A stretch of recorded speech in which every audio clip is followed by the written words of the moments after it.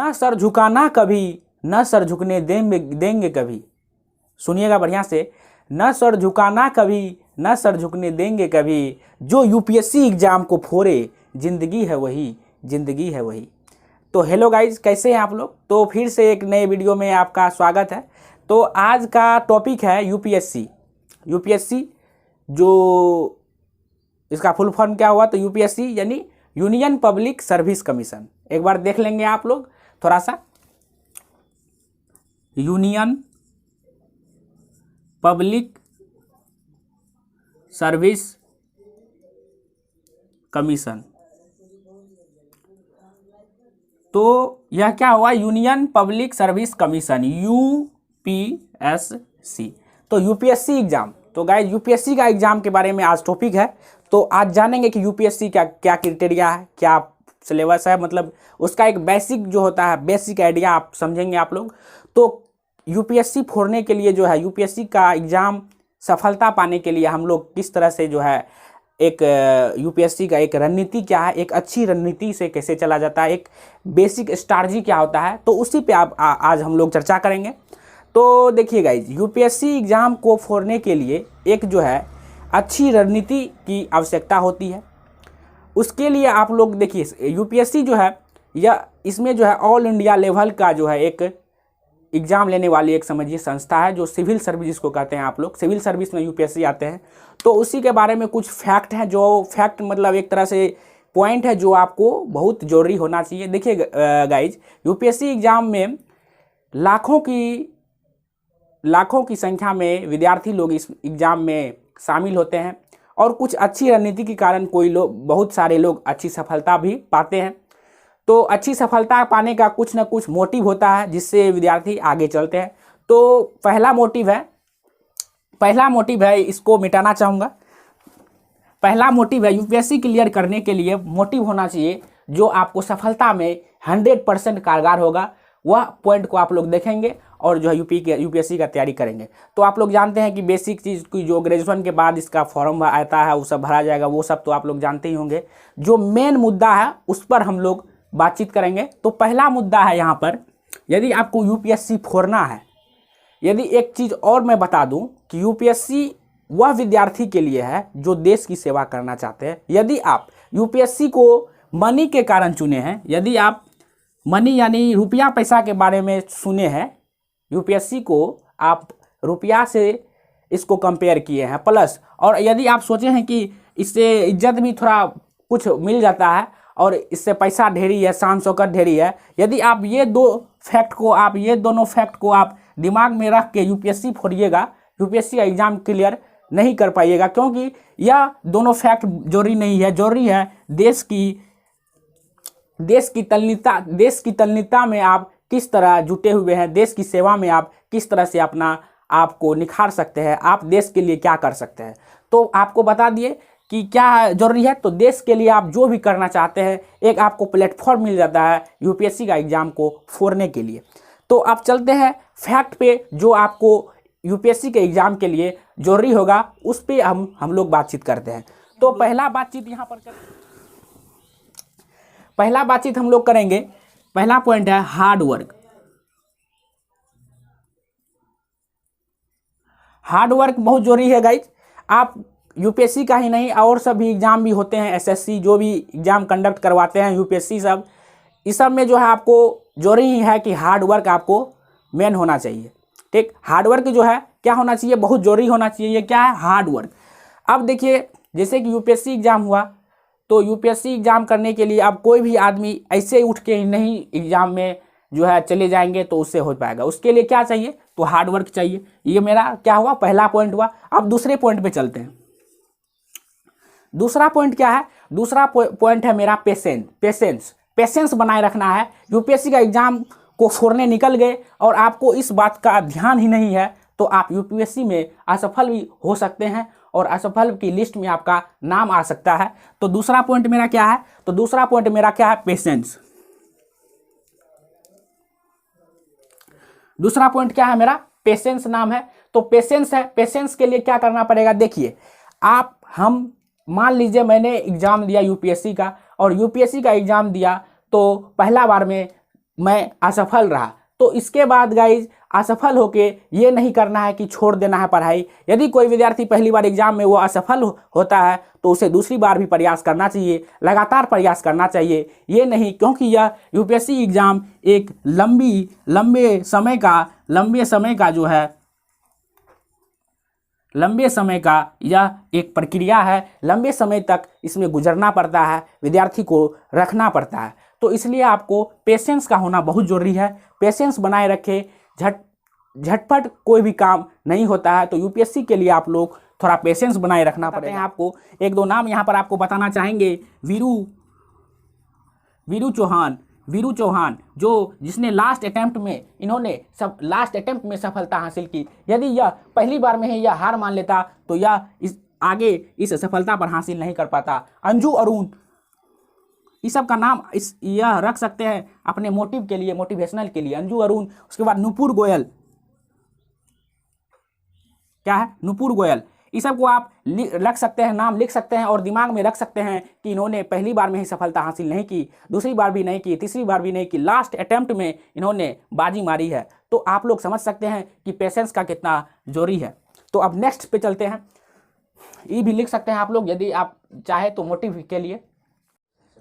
तो चलते हैं। तो दूसरा पॉइंट क्या हुआ था मेरा, पेशेंस। क्या है, पेशेंस बनाए रखिएगा, आपको सफलता में थोड़ी हेल्प मिलेगी। अब नेक्स्ट चलते हैं। नेक्स्ट पॉइंट क्या है, तो गाइडेंस।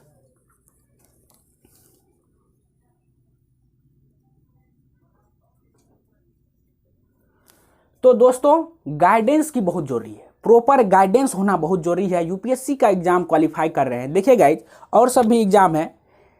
एसएससी इधर एक एग्जाम चल गया, एक समझिए एक पार्ट बना लीजिए। यूपीएससी का एग्जाम इधर टर्न ले लिया और एसएससी सीएचएसएल जो भी गवर्नमेंट वाला एग्जाम हुआ आपको, वो इधर चल गया। लेकिन इसमें कुछ ना कुछ खास है, तब यह अलग टर्न लिया है। तो इसमें अलग टर्न लिया है तो इसका कुछ प्रिपरेशन अलग टाइप से होगा। तो वह एक गाइडेंस के रूप में, एक प्रॉपर गाइडेंस होना चाहिए। विद्यार्थी को एक मोटिव लेना चाहिए, एक गाइडेंस लेना चाहिए। तो गाइडेंस। नेक्स्ट मेरा टॉपिक है सिलेबस।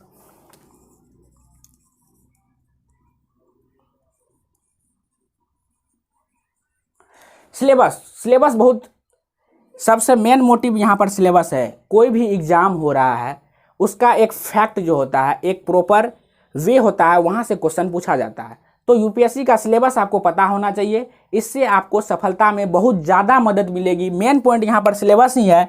सिलेबस, यदि कोई पॉलिटी का, जैसे एक एग्जाम्पल मैं आपको बताता हूँ, जैसे पॉलिटी है, पॉलिटी में आप लक्ष्मीकांत का एक बुक आता है, पॉलिटी का लक्ष्मीकांत का बुक आता है। यदि आप इसे पढ़ लेते हैं तो आपको ये आइडिया हो जाएगा, और इससे ज़्यादा यूपीएससी में कुछ पूछता भी नहीं है। तो आप इसे लक्ष्मीकांत का बुक पढ़ सकते हैं। तो कुछ इसी टाइप से एक सिलेबस होना चाहिए। अब इसमें देखेंगे लक्ष्मीकांत बुक है, उसके अंदर देखेंगे कि जो है मतलब किस चैप्टर से किस क्वेश्चन को लिया गया है, कितने मार्क्स का लिया गया है। तो वो सिलेबस बहुत जरूरी होता है। तो आप लोग सिलेबस पे ध्यान देंगे।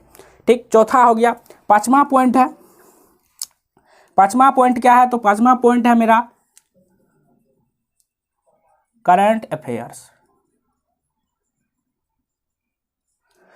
करंट अफेयर्स मतलब यहाँ पर जरूरी यह हुआ, करंट अफेयर तो वो करंट में जो चलेगा उसको दिमाग में रखना ही है। और कोई भी चीज़ यदि पढ़ रहे हैं, जैसे पॉलिटी में हम लोग पढ़ते हैं राष्ट्रीय आपातकाल, राष्ट्रपति शासन पढ़ते हैं। तो जैसे हम लोग पढ़ रहे हैं, क्लास जा रहे हैं, जैसे हम लोग गए कोचिंग, वहाँ पढ़ा दिए राष्ट्रपति शासन, राष्ट्रीय आपातकाल खत्म कर दिए। ठीक, खत्म तो कर दिए, तो आपको यह दिमाग में रखना है कि इसका कोई मुद्दा वर्तमान में चल रहा है क्या। कोई भी मुद्दा जैसे यहाँ पर पढ़े हम लोग, वह मुद्दा क्या वर्तमान में चल रहा है, तो लिंक करके पढ़ना है। तो यहाँ पर करंट अफेयर में यहाँ पर आपको एक यहाँ पर पॉइंट बता दिए कि आपको लिंक करके जो है पढ़ना है, दिमाग में रखना है। पाँचवा पॉइंट क्या है मेरा, करंट अफेयर्स पढ़ना तो है, ये है, उसको लिंक करके पढ़ना है। लिंक करके पढ़े तो आपका बेस्ट क्वालिटी मिलेगा और बेस्ट आपको परीक्षा में उन्नति देखने को मिलेगा। अब चलते हैं, पाँचवा पॉइंट हो गया। अब छठा पॉइंट पे चलते हैं, इधर छठा पॉइंट पे चलते हैं। छठा पॉइंट क्या है, करंट अफेयर हो गया। छठा पॉइंट है क्वालिटी एंड क्वांटिटी। इस पे दिमाग में देना है। देखिए गाइज, क्वालिटी होता है एक होता है क्वांटिटी। तो यूपीएससी के सिलेबस के लिए, यूपीएससी के लिए क्वालिटी, एक होता है क्वांटिटी, एक होता है क्वांटिटी, एक होता है क्वालिटी। तो हमको यूपीएससी का सिलेबस है, यूपीएससी अलग टर्न है, तो आप इस पर क्वालिटी पे जोर देना है। बहुत सारे आपको रिसोर्स मिल जाएंगे इधर से उधर से, वो कोचिंग है ही कोचिंग, लेकिन वो सिलेबस हमको फॉलो करना है, वो चीज़ लेना है जो हमें क्वालिटी प्रदान करे, जिसमें आपको यूपीएससी का प्रश्न भी आए तो आपको क्वालिटी पर बहुत सारे रिसोर्स होता है। और एक चीज़ बताना चाहूँगा कि कोई भी किताब पढ़ रहे हैं तो एक किताब को 10 बार पढ़े, ना कि 10 एक सब्जेक्ट के लिए 10 किताब पढ़ दे। तो इसलिए मेन जरूरी क्या है कि एक किताब को ही 10 बार उसको रिवाइज करे, हर फार्मूला को उल्टाए पढ़े, तो ये सब बहुत जरूरी होता है। ठीक, 6 हो गया। 7वां पॉइंट है, ये पॉइंट आपको दिमाग में रखना है गाइज। आप यूपीएससी की तैयारी कर रहे हैं तो ये सब पॉइंट आपको जरूरी होना चाहिए, पता होना चाहिए, तब आप एक अच्छे पायदान पर पहुंच सकते हैं। 7 क्या हो गया? 7 क्या हुआ? 7 यह है कि आपको बुक तो हो ही गया, तो आपको 7 में क्या है कि आपको क्या दिमाग में रखना है? 7 में आपको दिमाग में रखना है मॉक टेस्ट। मॉक टेस्ट क्या दिमाग में रखना है? Mock test. मॉक टेस्ट कोई भी एग्जाम होता है, एसएससी जो भी एग्जाम है, यूपीएससी का भी यहाँ पर बात हो रहा है, और भी यदि कोई भी एग्जाम होता है तो उसको फॉलो करने के लिए आपको क्या जरूरी चाहिए? तो वो जरूरी चाहिए क्या? Mock test. मॉक टेस्ट में क्या होगा, आपको एक हेजिटेशन का जो है सवाल उसमें पैदा नहीं होगा और आपको एक अच्छा अवसर मिलेगा। तो मॉक टेस्ट में आपको एक प्रीवियस ईयर क्वेश्चन भी आपको मिलेगा, जिससे आपका प्रीवियस ईयर क्वेश्चन भी आपको मॉक टेस्ट में लिया जाएगा और मॉक टेस्ट से ही आपको प्रीवियस ईयर क्वेश्चन जो है सॉल्व हो जाएगा। तो इसमें मॉक टेस्ट में आपको प्रीवियस ईयर क्वेश्चन भी आ गया, जिससे आपको सफलता मिलेगी। कुछ यहाँ पर यही सब पॉइंट थे, और कुछ भी पॉइंट बच चुके हैं तो आपको मैं बताना चाहूँगा। एक चीज़ और है कि आपको एक चीज़ और बताना चाहेंगे, यहाँ पर इसको मिटा देते हैं गाइज, आप लोग समझ गए होंगे तो इसको मिटा देते हैं। 8वां पॉइंट ये है लेखन शक्ति।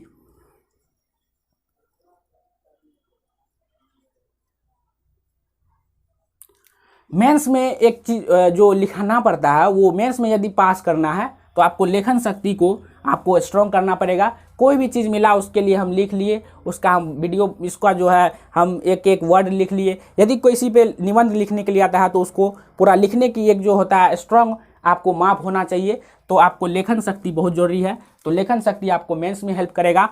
और 9वां है ऑप्शनल विषय।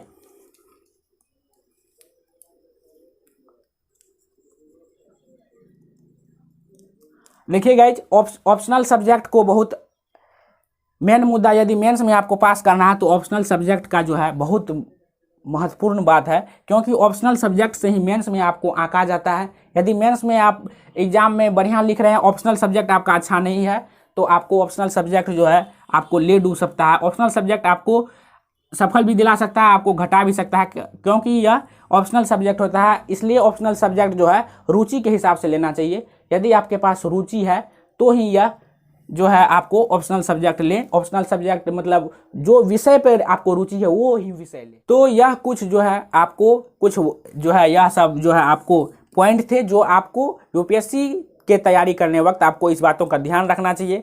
तो मैंने यह वीडियो में बेसिक आइडिया दिया है कि यूपीएससी की तैयारी करने वक्त क्या क्या चीज़ का ज़रूरत होता है। तो नेक्स्ट वीडियो में यदि आप इसका डिटेल वीडियो चाहते हैं तो आप लोग कमेंट कर सकते हैं, डिटेल वीडियो कि जैसे कि ऑप्शनल सब्जेक्ट कैसे ले, क्या करें नहीं करें, तो इसके लिए आप कमेंट कर सकते हैं। तो ये आपको बेसिक बताया कि यूपीएससी के लिए कैसे एक स्ट्रॉन्ग फार्मूला क्या होता है। तो नेक्स्ट वीडियो में मिलते हैं गाइज, तो फिर से मिलते हैं। और यह आपको वेरी वीवीआई पॉइंट जो है आपको रखे थे, आप लोग दिमाग में रखेंगे। फिर से मिलते हैं। जय हिंद, जय भारत, मिलते हैं, सी यू।